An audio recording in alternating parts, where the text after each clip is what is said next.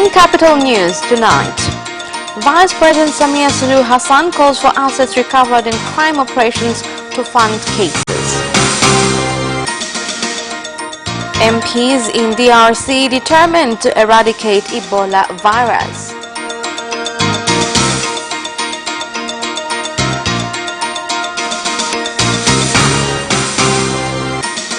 And in sports, Dar es Salaam Region Commissioner Paul Makonda launches Taifa Stars kit.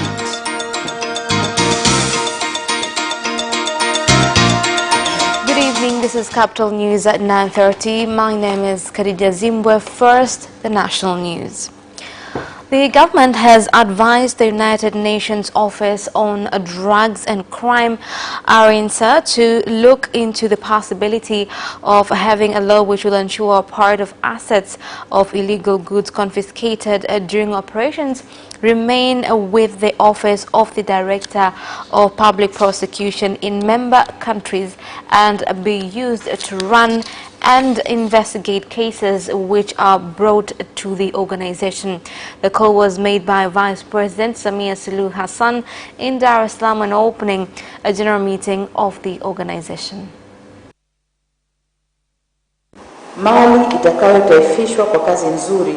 Property that will be nationalized by the Office of the Prosecutor working with ARINSA, a certain percentage of the property value will go to the prosecuting office of that country, and they will find the right way to take some of the money to ARINSA so as to protect continuity of ARINSA. If we do so, we will be sure to keep running the institution and that it will have power to continue its operations. But if it runs well, then it has potential to attract more members. This doesn't just focus on criminal activities across the country, but it clearly shows the importance of working together for SADC member states and the East Africa. We believe that economic collaboration and politically cannot be complete if there is no peace of citizens and their property. We want to see that all those who take part in crime are dealt with accordingly. By doing so, we shall uphold the rule of the law.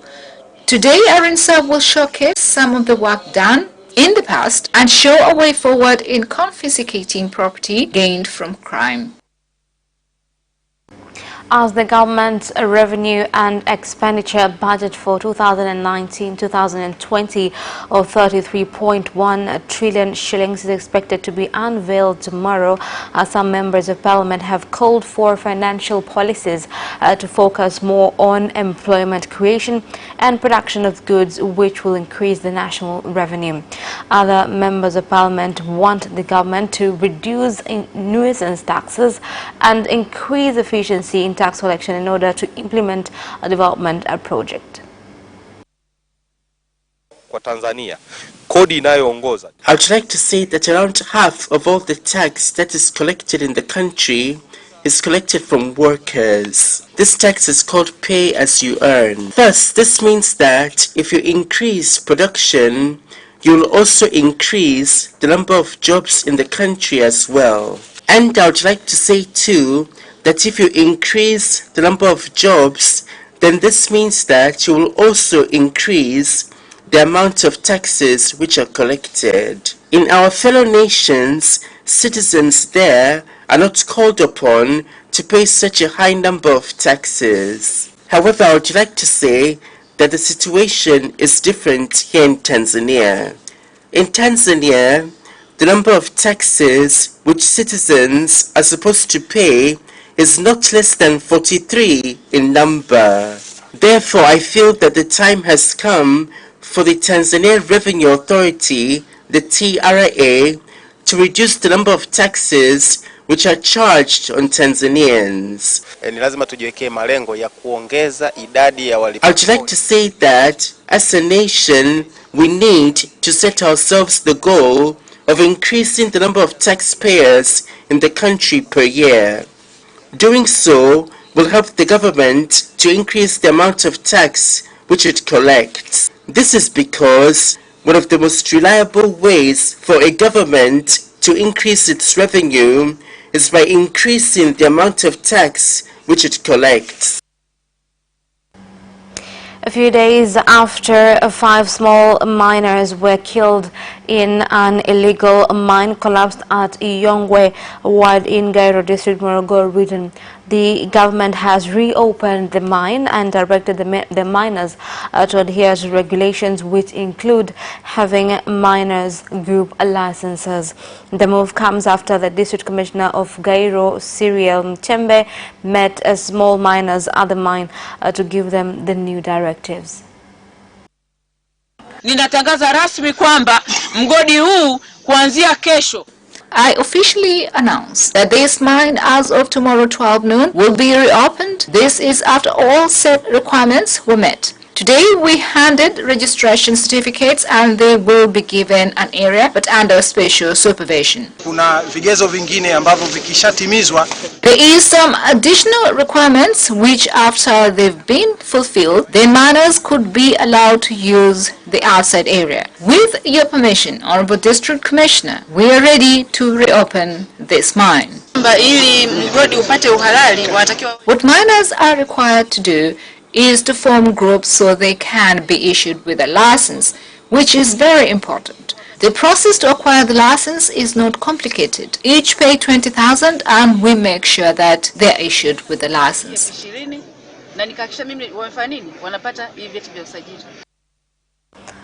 Kagera Region Commissioner Brigadier General Marco Gaguti has called on residents in the region, particularly those who live near border of Uganda and Tanzania of Mutukula, to take precautions against Ebola, which is reported to have entered Uganda. The Kagera Region Commissioner said one person is reported to have been found with Ebola symptoms.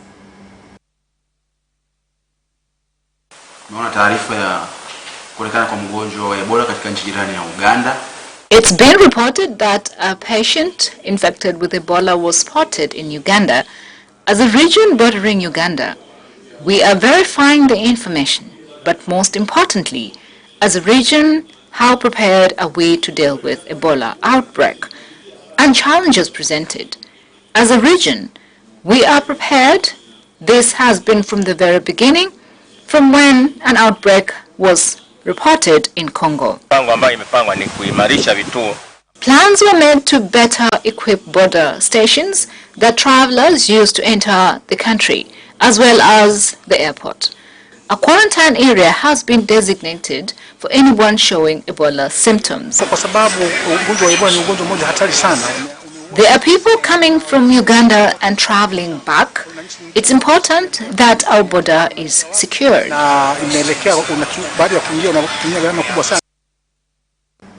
More than 150 vehicles, most of them involved in transportation of passengers, have been installed with gas systems in Dar es Salaam Institute of Technology in partnership with various stakeholders, which will be used by motorists as an alternative source of energy instead of petrol or diesel. Gerutu Bosinge, a lecturer at DIT, explains more on the use of advantages of gas as an alternative source of fuel. This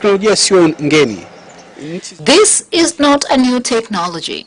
It's used in China, India and Italy. But for Tanzania, we were late in applying it. If a customer wishes to use this technology, he should come to our offices and we shall modify his vehicle. Gas can be refilled at Ubungo Maziwa filling station. It is relatively safe. Gas costing just 1,450 Tanzanian shillings enables you to travel 25 kilometers, but 1 liter of petrol costs 2,300 plus Tanzanian shillings. With this system, you can cover between 8 to 10 kilometers, so you can see how cheap it is.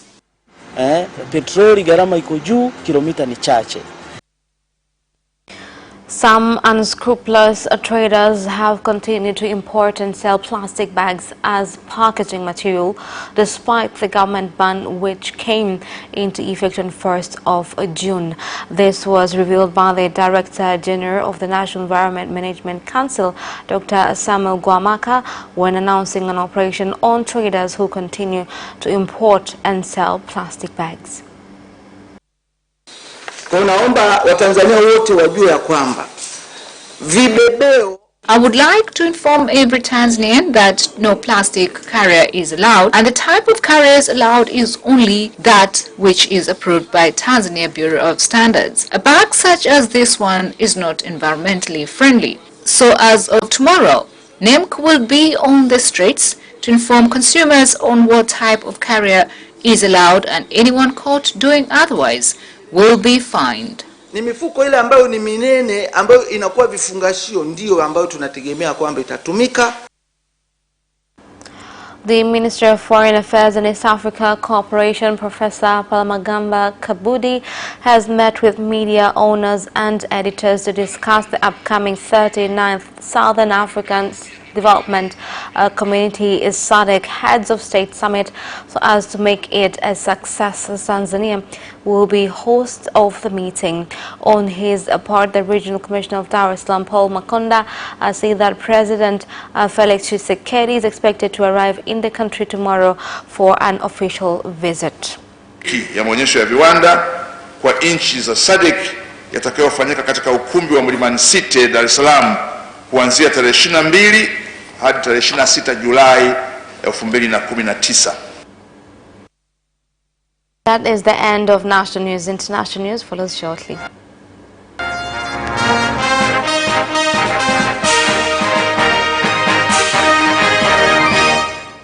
In international news, members of a parliament from North Kivu in Democratic Republic of Congo have called on residents to adhere to directives issued by doctors against Ebola, which has to date killed more than 1,300 people in North Kivu and Ituri since its outbreak. Ugonjwa wa Ebola. Ebola virus is in Butembo district in Benin. Every citizen is supposed to abide to directives given by professional doctors so as to end a spread of the disease. As members of parliament, we are supposed to make sure that we put more emphasis on eradicating Ebola in DRC. People have to accept that Ebola is existing in our communities. Let us all contribute efforts in combating the disease. Activists from social organizations in Kenya have held a protest with the Ministry of Energy and Chinese Embassy against mining of coal, which they claim has caused environment destruction. The protest march began at Uhuru Park in Nairobi as they opposed President Uhuru Kenyatta for allowing coal mining activities in Kenya. We are aware that coal projects have been prohibited globally. Our president should not permit this project to carry on because of environmental impacts that lead to climate change. These coal extraction projects have been neglected in developed countries like America, China, and Germany. Coal projects undergone in Lamu and Kitui needs to be double-checked by the government due to its impact. We would like to call on our government to rescue our nation from hazardous impacts of climate change. If donors want to grant us loans, they should give us loans and projects that will be beneficial to human beings. Kitu ambayo imekataliwa dunia nzima. Sasa hii dunia inaendelea mambo ya renewable energy. Europe is commemorating Anne Frank's life today, who, had she been alive, would have been marking her 90th birthday. Now, she is known for the diary she wrote during the Holocaust during World War II, but who was she and why did she become so important through the world? We have Thomas Spiro, our correspondent, all the way from Berlin, Deutsche Welle. Thomas, now tell us, why did she become so important? She became important actually after she died. She wrote that diary during World War II when she was hiding in Amsterdam with her family. Anne Frank and her family were of Jewish, and she wrote that diary in which she explained not only what life was during those days, but also her own development, her own ideas as a teenager. And it was only after she died at a concentration camp that her father, and her father was the only member of the family that survived, managed to recover her diary, and after editing it, published it, and then it became famous around the world. Do Germans still care actually about this history? And who, the girl became so famous because of that diary she wrote during the Holocaust. Now, do the history still valuable right now in Germany?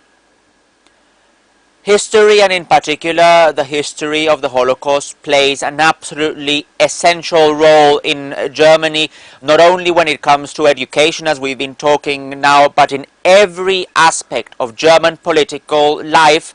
You can clearly sense that historical responsibility that Germany has. It is something that is also very evident when you come to Germany. For example, only a few meters from where we are standing is the political heart of Berlin, where the government is located. And not far away from there is a very big memorial to the Jews who were killed during the Holocaust, a very impressive memorial as well, and there are memorials in other parts of the country as well to that part of Germany's history.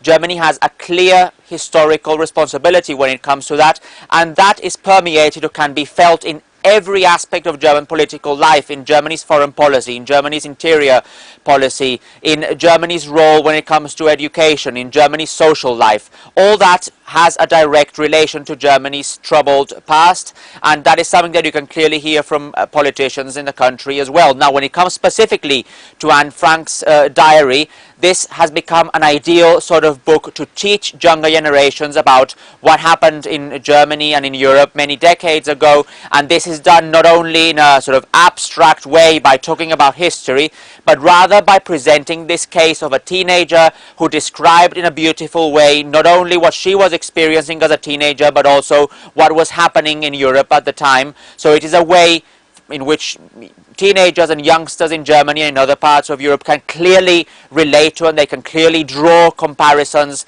to the life they are living and to what sort of lessons can be drawn nowadays. So is anti-Semitism still on an increase in Germany right now?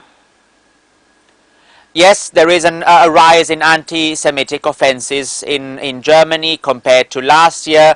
That has to do with a range of factors. One of them, the rise in popularity of far-right groups. Another one, the arrival of many refugees here to Germany, among whom there are refugees of Arab origin, and this has led officials to describe this as a sort of new type of anti-Semitism, and these issues combined have led to this increase in anti-Semitic offences in the country. As a result, the German government has appointed its first ever anti-Semitism commissioner to precisely address these issues. It also has a database to try and register these cases, and it is focusing on prevention, on education, and this is again where Anne Frank's book comes and is particularly useful, because it can attract younger generations who might want to learn about Germany's troubled past through the story of Anne Frank and through the diary that she wrote.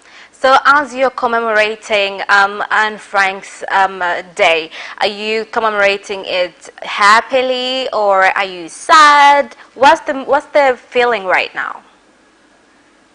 It's respectful. It's a respectful commemoration. It's a respectful commemoration, conscious of Germany's historical responsibility, as I mentioned earlier, conscious of a role that is changing, that is developing.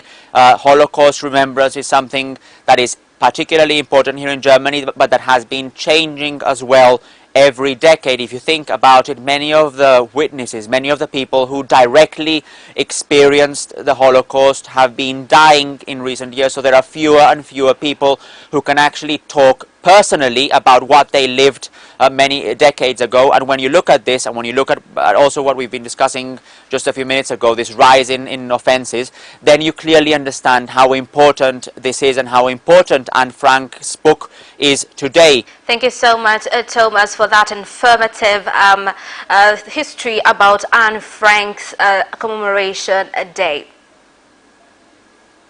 Thank you very much. All right, and that is the end of international news. Business news follows shortly after the break.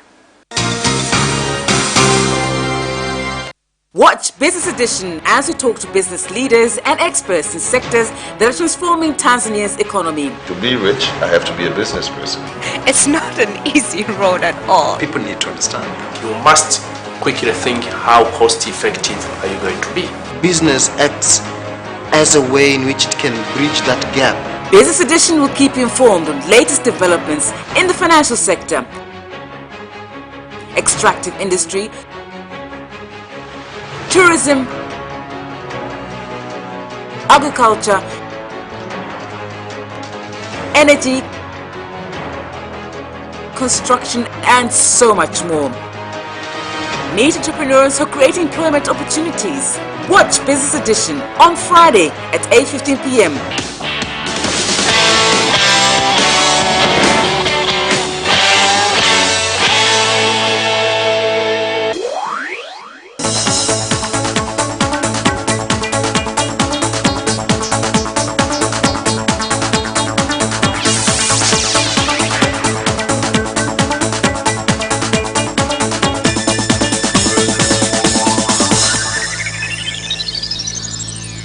Welcome back, and in business news tonight. Mobile phone company Tigo has called on residents in Sumbawanga Municipal Rukwa region, particularly producers who use a company's network to access information on markets for their products. Today, farmers communicate with their markets directly, the same to buyers. Moreover, Tigo does not only cater for the agricultural sector, but even other sectors in the country. This system will help us to improve our services. As a worker, I am going to utilize effectively this 4G network. Talks are being held between the government and an investor on construction of a gas processing plant in Lindi region. This was revealed during the CEO roundtable meeting held in Dar es Salaam. And if we manage now to progress the LNG projects, then I think for once we will have more companies being interested in doing more exploration in Tanzania. And you know how things were a few years back when we had exploration. We will have a lot of opportunities for suppliers when we go into the construction phase of the projects. There will be a lot of ripple effects in the regions where we are constructing the project, which is in the Lindi region, but also more widely in the country. This is a potential business in oil and gas sector. Our fellows from Equinol wants to explain to the business community on gas opportunities available in Tanzania. Right now, Equinol company is in discussions with the Kwa kisasa kampuni ya Equinol iko katika majadiliano. The Executive Director of Tanzania Investment Center, TIC, Godfrey Mwambe, has called on investors to take up opportunities in the horticulture sector due to increase in demand of products in the domestic and foreign markets. Hadi sasa kwa taarifa ambazo zipo ni kwamba zaidi ya With the data that we have so far shows that 4,500,000 farmers in Tanzania are depending on fruits and vegetables sector. If you take its ratio number and divide it among some regions like Lindi, Mtwara and Ruvuma, all regions will give a population number of people living in those regions. This shows that fruits and vegetables are a promising sector to the growth of our economy. It needs to be empowered and developed. Kwa hiyo ni sekta ya kuipigania, sekta ya kuisaidia, sekta ya kuiendeleza. And that is the end of business news. Sports news follows shortly.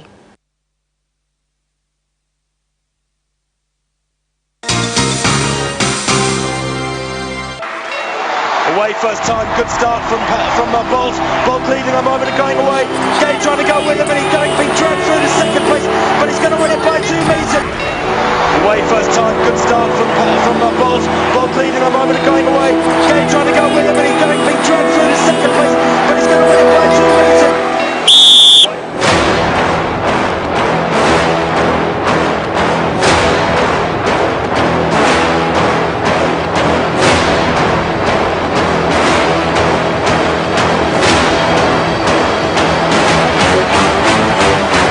Opposition, Joaquinho, he did lose to Lynn.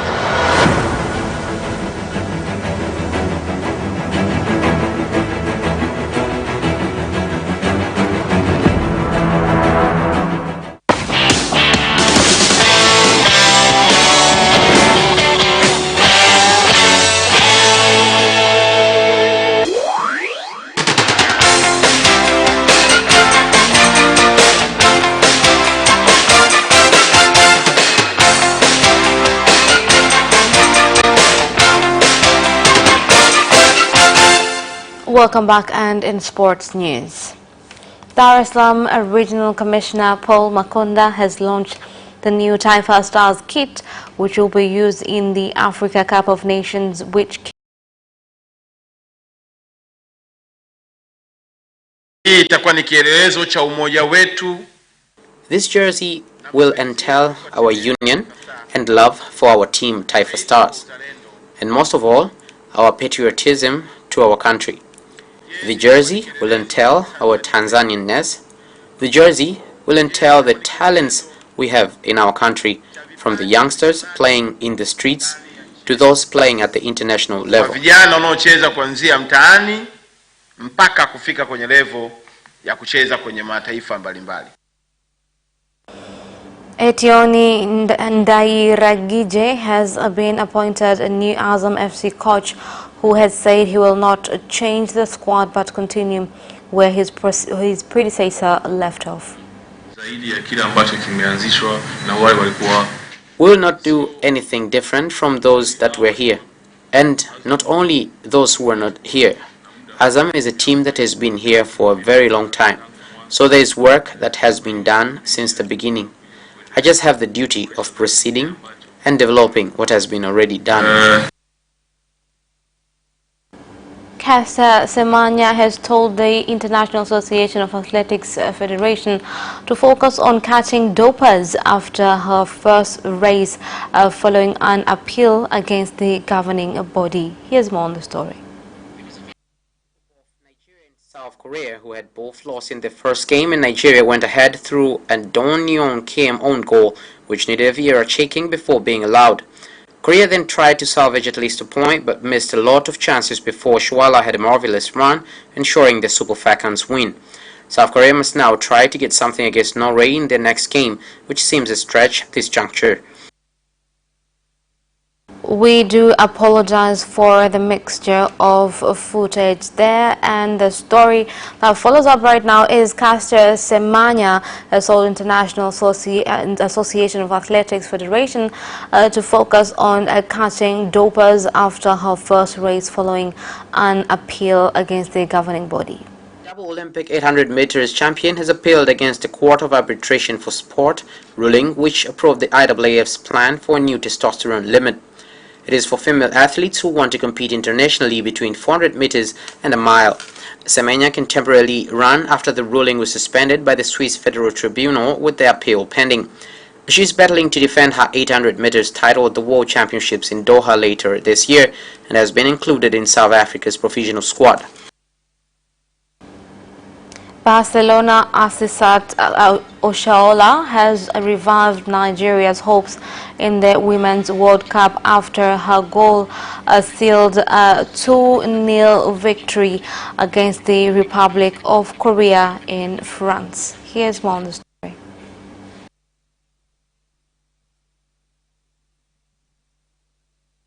who had both lost in their first game, and Nigeria went ahead through a Donyon KM own goal, which needed Vieira checking before being allowed. Korea then tried to salvage at least a point, but missed a lot of chances before Shuala had a marvelous run, ensuring the Super Falcons win. South Korea must now try to get something against Norway in their next game, which seems a stretch at this juncture. And that sports item ends our news bulletin for tonight. My name is Khadija Zimbwe. Thank you for watching and good night.